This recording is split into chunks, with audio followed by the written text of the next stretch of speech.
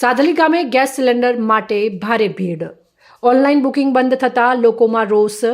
વડોદરા જિલ્લાના સિનોર તાલુકાના સાધલી ગામમાં ઘરેલું ગેસ સિલિન્ડર લેવા માટે લોકોની ભારે ભીડ જોવા મળી હતી.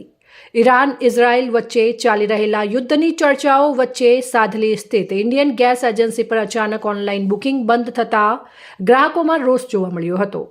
ગેસ મેળવવા માટે સવારથી જ મોટી સંખ્યામાં લોકો એજન્સી પર પહોંચ્યા હતા. મહિલાઓ અને વડીલો સહિત અનેક ગ્રાહકો લાંબી કતારમાં ઊભા રહેવા મજબૂર બન્યા હતા. ગ્રાહકોના કહેવા મુજબ ઓનલાઈન બુકિંગ બંધ થતાં તેમને વારંવાર એજન્સી સુધી આવવું પડે છે, જેના કારણે ભારે મુશ્કેલી પડી રહી છે.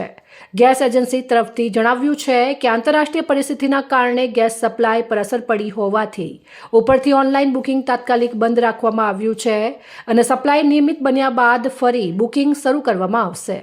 સ્થાનિક લોકોએ તંત્રને સમયસર ગેસ સિલિન્ડર ઉપલબ્ધ કરાવવા યોગ્ય વ્યવસ્થા કરવાની માંગ કરી છે.